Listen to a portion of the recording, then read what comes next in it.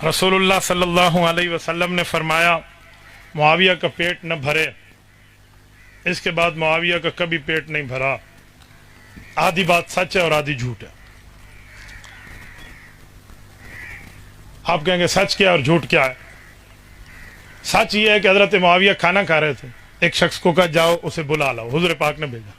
انہوں نے جا کے حضرت معاویہ کو نہیں کہا کہ حضور بلا رہے، انہوں نے دیکھا کھانا کھا رہے، آ کر کہا حضور وہ کھانا کھا رہے ہیں، بلا لاؤ۔ پھر کھانا کھا رہے ہیں، وہ جا کر کہے تو صحیح، انہوں نے کہا نہیں ہے۔ تیسری مرتبہ حضور نے فرمایا اس کا پیٹ نہ بھرے کہاں ہے، یعنی جیسے ہم بطور مزاح کے ایک جملہ کہتے ہیں نا، اوے لوگ تھی یا کیا حال ہے بھی، یہ جو ہم کہتے ہیں لوگ تھی، ہم کیا سمجھتے ہیں اس کی بربادی ہو جائے؟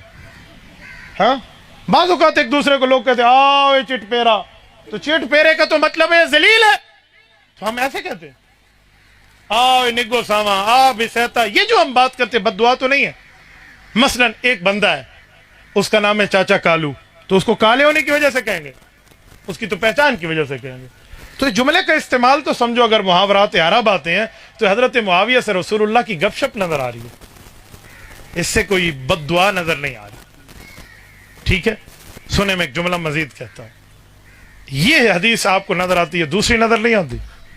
حضور پاک صلی اللہ علیہ وآلہ وسلم نے فرمایا معاویہ تیرے جسم کی کون سی جگہ میرے جسم کو لگ رہی ہے؟ دونوں اونٹ پر بیٹھے ہیں، حضور پاک علیہ السلام آگے، حضرت معاویہ اونٹ پہ پیچھے، کہ رسول اللہ میرا پیٹ لگ رہا ہے، کہ اللہ املاہ علما، اے اللہ اس کے پیٹ کو علم سے بھر دے۔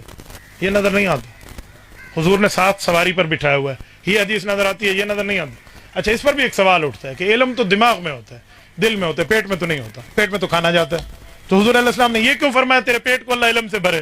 کہنا چاہیے تھا تیرے سینے کو، تیرے دل کو، تیرے دماغ کو اللہ علم سے بھرے، پیٹ کا کیوں کہا؟ اس کی بڑی زبردست توجیہ کی علماء نے، وہ فرماتے ہیں جو چیز پیٹ میں جاتی ہے نا اس کا اثر پورے جسم میں جاتا ہے، تو حضور فرماتے ہیں اللہ علم کو معاویہ کے پورے جسم پہ نافذ فرما دے، یہ فرمانا چاہتے ہیں۔ تو یہ بات سچی ہے، اور اگلی بات کہ اس کے بعد پیٹ نہیں بھرا، یہ جھوٹ ہے، اس لیے میں نے کہا آدھا سچا ہے آدھا جھوٹ ہے۔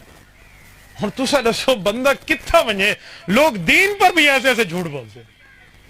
تبارك الذي نزل الفرقان على عبده ليكون للعالمين نذيرا